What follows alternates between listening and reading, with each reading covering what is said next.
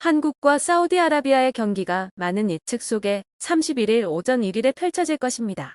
한국은 조별리그에서 1승 2무를 거두며 2조 이후로 토너먼트에 진출했습니다. 요르단, 말레이시아를 상대로 졸전을 펼치며 연달아 비겼습니다. 상대는 F조 1위로 올라온 중동의 강호 사우디가 됐습니다. 16강 진출 국가 중 최다 실점팀과 최소 실점팀의 맞대결입니다. 한국은 3경기에서 6골을 내주며 인도네시아와 함께 가장 많은 골을 내줬습니다. 이는 한국의 아시안컵 조별리그 역대 최다 실점 신기록이기도 합니다. 반대로 사우디는 조별리그에서 딱 한 골만 내줬습니다. 로베르토 만치니 감독이 부임한 뒤 수비가 단단해졌다는 평가가 주를 이룹니다. 다만 오만과 키르기스스탄, 태국 등 비교적 약팀을 상대하고 올라왔다는 점도 고려해야 합니다. 오형규 역시 사우디 수비는 아직 대한민국을 안 만났다라며 선전포고를 날렸습니다. 사우디도 기세등등하긴 마찬가지입니다. 이미 대회 메인 미디어 센터가 있는 도하는 사우디 팬들의 초록 물결로 가득합니다. 근처 호텔에서도 사우디 응원 머플러를 두르고 있는 팬들을 심심치 않게 만나볼 수 있습니다. 사우디는 카타르와 국경을 맞대고 있는 만큼 수많은 팬들이 찾아오고 있습니다. 클린스만 감독은 사우디 팬들은 3만 명에 달할 것으로 보인다. 이들의 응원이 불리하게 작용할 수도 있다. 하지만 축구의 일부라며 뜨거운 응원 열기를 이겨내야 한다고 다짐했습니다. 박빙의 경기가 예상됩니다. 축구 통계 매체 옵타는 한국이 8강에 진출할 확률을 51.7%, 사우디가 올라갈 확률을 48.3%로 예측했습니다. 이는 16강에서 펼쳐지는 8경기 중 가장 근소한 차이입니다. 그만큼 누가 이길지 예상하기 어렵다는 것. 이날 가장 관심을 끄는 인물 중 한 명은 공격수 조규성이었습니다. 놀라운 점은 박항서 감독도 상기시켜줬다는 점입니다. 과연 무슨 일이 벌어진 걸까요? 구독과 좋아요로 함께 자세한 내용을 들어가 보시죠. 최전방 공격수로 계속 출전하고 있는 조규성의 부진이 심각합니다. 조규성은 3경기 연속 선발 출전했지만 득점은 고사하고 6호 슈팅을 한 차례밖에 때리지 못하는 등 전혀 제 역할을 하지 못하고 있습니다. 실제 3경기 동안 슈팅 5회를 시도했는데 이 가운데 골문 안으로 향한 슈팅은 말레이시아전 당시 헤더슛이 전부였습니다. 빅찬스 미스는 3차례나 됐습니다. 거센 비판에 시달리고 있습니다. 대표팀 주축 공격수로서 골을 기록하지 못하며 아쉬움을 남겼습니다.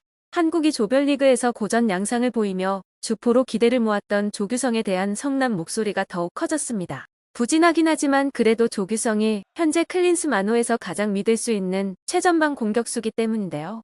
그래서 31일 사우디아라비아와 16강전에도 선발 출전할 가능성이 높죠. 조규성의 부진을 지켜보던 박항서 감독도 답답함을 느꼈습니다. 팬들로부터 클린스만의 교체 요청을 받고 있는 박항서 감독이 최근 충격적인 발언을 했습니다. 그는 조규성이 공격수로서의 본분을 잊어버린 것 같다. 우리 둘 다 성공하려면 부담감이 필요하지만 규성 씨는 부담감이 없다고 하더군. 나는 이것을 바로잡아야 한다고 생각한다. 규성은 너무 편해 보인다. 선수들이 할 수 없다면 현장에서 나가라고 말하고 싶다.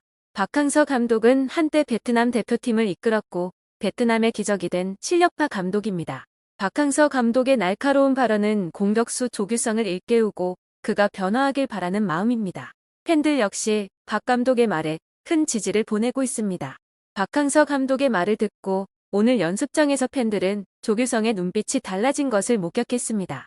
조규성은 평소보다 진지한 모습을 보이고 있으며 주장 손흥민과 함께 훈련에도 적극 협조하고 있습니다. 조규성은 변화를 결심한 것 같습니다.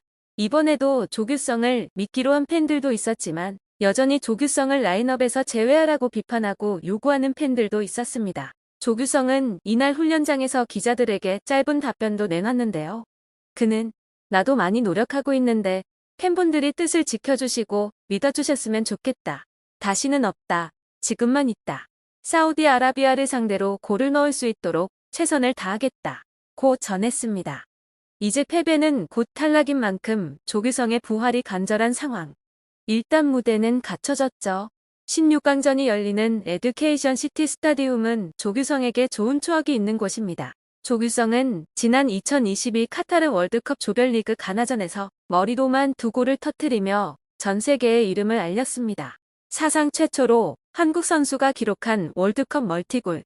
조규성이 순식간에 국가대표 주전 공격수로 발돋움하는 순간이었습니다. 당시 가나전이 열렸던 곳이 바로 에듀케이션 시티 스타디움입니다.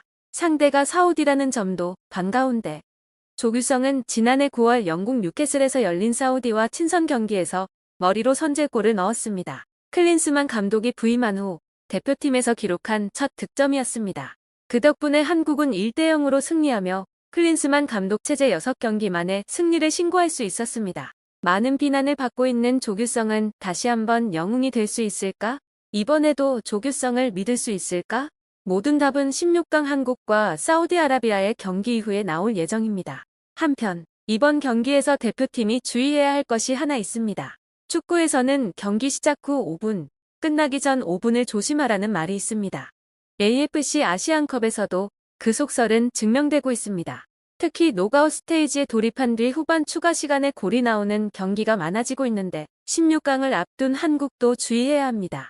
이번 대회 토너먼트에서는 경기 막판 많은 골들이 터지고 있습니다. 지금까지 펼쳐진 4번의 16강전 중 3경기에서 후반 추가 시간에 골이 나왔습니다. 총 14골 중 4골이 90분 이후에 터졌습니다. 적지 않은 수치입니다. 가장 먼저 펼쳐진 호주와 인도네시아의 경기에서 호주가 후반 추가 시간 득점 4대0 승리에 쐐기를 박았습니다.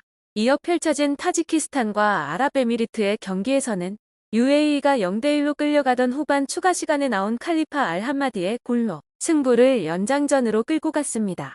다만 알함마디의 골로 승패는 바뀌지 않았죠. 연장전에서 두 팀은 서로 득점을 올리지 못했고 승부차기를 맞이했습니다. 승부차기에서 타지키스탄은 5명의 키커가 모두 득점에 성공했지만 UAE는 1명이 실축했습니다. 결국 이번에 본선에 처음 출전한 타지키스탄은 8강 진출이라는 이정표를 세웠고 파울루 벤투 감독의 UAE는 탈락했습니다. 요르단과 이라크의 경기에는 후반 추가 시간 득점으로 승패가 뒤집혔습니다.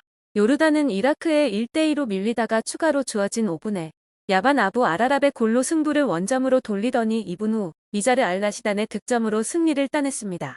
앞선 펼쳐진 16강 경기들은 클린스만호가 참고할 좋은 교재입니다. AFC는 이번 대회에서 비디오 판독, 부상 등 경기가 멈춘 시간을 측정해 충분한 추가 시간을 적용하고 있습니다. 한국과 말레이시아의 조별리그 3차전에서는 무려 12분의 추가 시간이 주어졌습니다. 길어진 추가 시간은 적잖은 골로 이어지고 있는데요. 조별리그에 나온 87골 중 13골이 후반 추가 시간에 나왔습니다.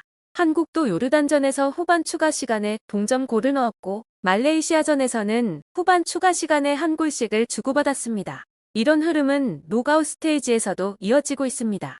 패배하면 바로 탈락하는 노가웃 스테이지인 만큼 두 팀 모두 초반에는 신중하게 경기에 임하다가 막바지에 휘몰아치는 경기가 늘어나 발생하는 현상입니다. 혹시 모를 막판 실점을 막기 위해서는 체력 관리가 필수인데 한국이 조별리그 3경기 모두 총력전을 펼쳐 부담이 따를 수밖에 없습니다. 반면 사우디는 조별리그 마지막 경기에서 주축 선수 9명을 선발해서 제외하는 등 16강 준비를 위해 체력을 비축했습니다.